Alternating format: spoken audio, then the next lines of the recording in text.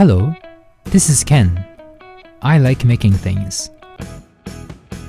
Whether it's repainting my figures or making diorama displays, I love making things look awesome. My goal is to elevate my figures so they can shine on my display. Join my DIY venture as I ask myself the same question every week. Can I make it?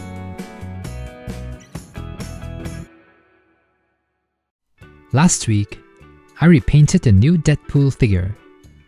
I can't say I love it, but I love the mini display I made for Deadpool and Wolverine. It's so simple, yet so cinematic. Check out last week's video if you're interested. So as you can tell, I love making things, and I like making diorama displays for my figures. But I quickly realized that I have limited space for full-size dioramas. And not all figures get to be in full-size displays. Nowadays, I try to save those for the big ensembles or memorable scenes. But that doesn't mean the other figures don't get to shine at all. So instead of full-scale displays, I started making smaller ones. These mini displays all share the same format, which consists of a wall piece and a floor piece. That gives them an uniformed look, which I love. And with the most recent one done, I realize I've now made 10 different mini displays. I want to rank them. Okay, I actually need to build a display rack of some sort for these guys, so that the ones at the back can be elevated higher and not be blocked. Kinda like what I did with my Dragon Ball minifigures. A display rack for my displays. And since I'm moving them around anyway, I thought it would be great to review them in today's video.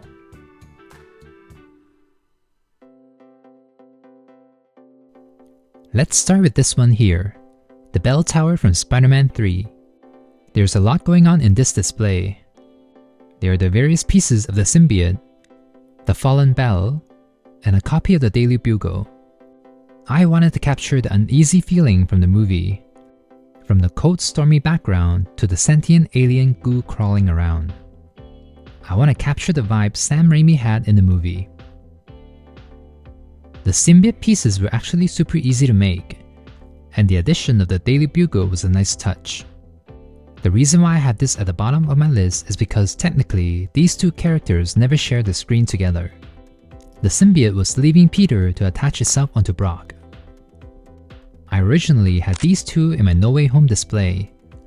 It was the Spider-Man 3-pack versus the 3 Venom. And when the No Way Home wave finally came out, I had to replace them. And since I now have a spare Tobey Spider-Man, I painted him black and transformed him into the black suit Spider-Man. And then it just made sense to give these two a home, because these two figures are awesome.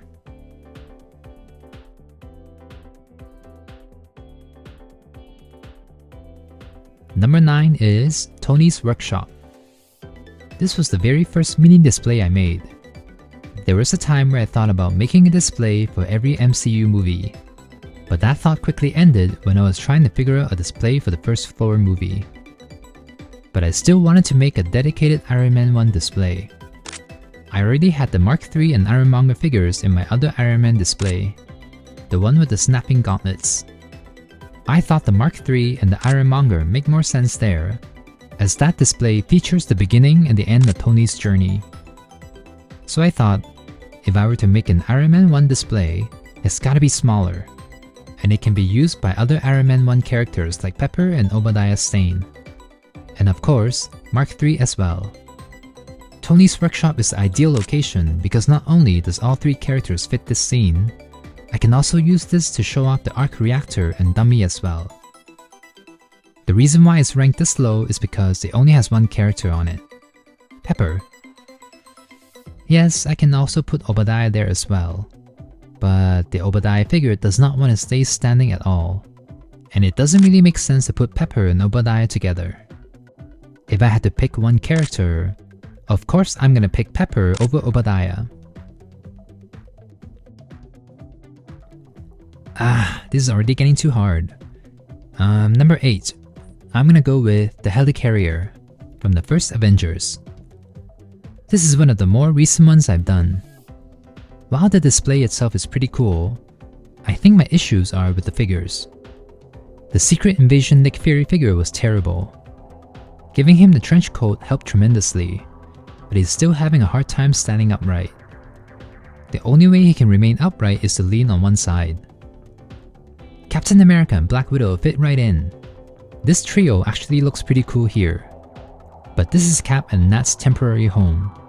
I'm still waiting for Hasbro to release new versions of the Hulk, Hawkeye, and Thor, so I can recreate the iconic scene from the first Avengers movie. Number 7 is Loki's Lair. This was my second mini display, so I got overly excited and did the throne chair and the hammer as well.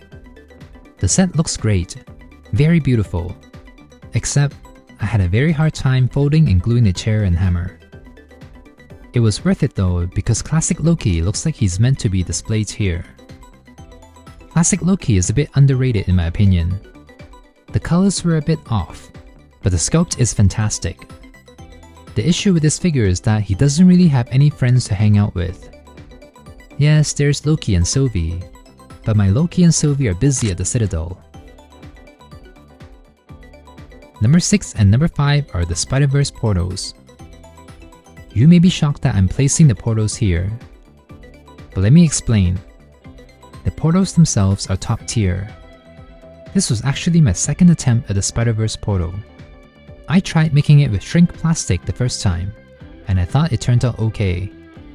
But these paper ones turned out even better. I love how three-dimensional they are.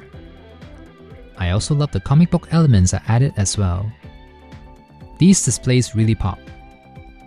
So why are they ranked this low? It's simply because these looks best when there's only one character in them. I love the movie poster look they give off, but I'm not gonna make one for each character. There are just way too many of them. They'll take up way too much space if everyone gets a portal.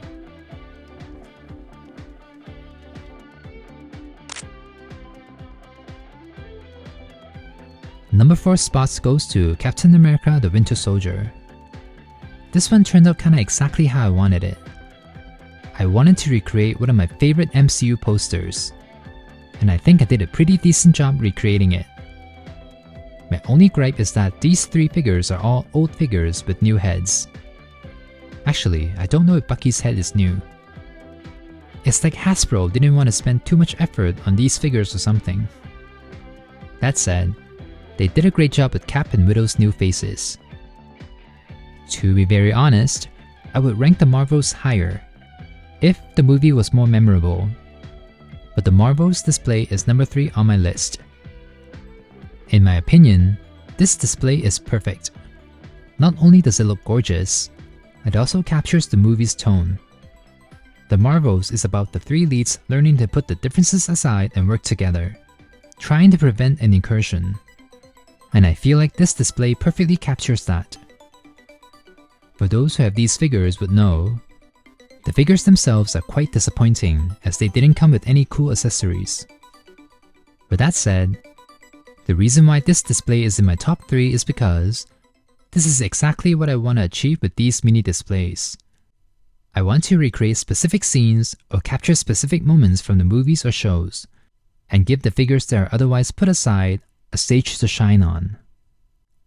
This display would have ranked higher if the movie was better.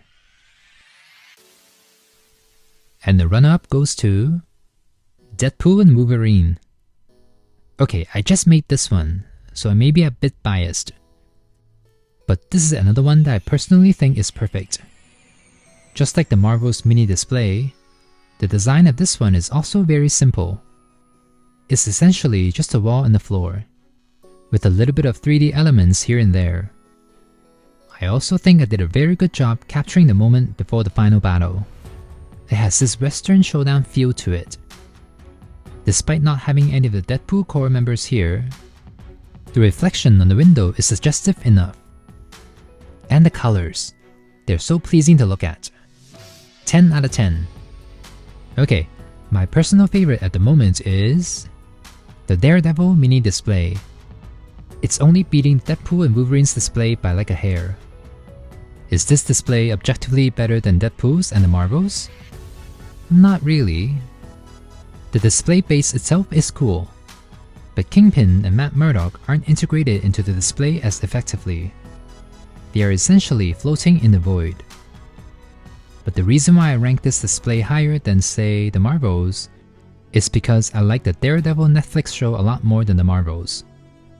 So even though the Marvels display is done better in a more cohesive way, I'm just more attached to the Netflix characters. And as to why I rank this higher than Deadpool and Wolverine, it is because those two still look just as cool with or without a display. Whereas these three Daredevil characters here are very static. They can't really pull off action poses. This display helps mask their flaws. And I end up with this really cool yet simple display that elevates all three figures. So, what do you think? Which one of these do you like? And which one is your favorite? I don't dislike any of them. Many of these figures would have been tucked away if it weren't for these mini displays. They bring me so much joy. When I look at them, it's like looking at 3D Polaroids or snapshots of the movies or shows. Now I just gotta build that display rack so that I can make even more mini displays. Give this video a like if you enjoyed today's video, and subscribe to see more content like this. And as always, stay inspired and I'll see you soon. I can make it, so can you.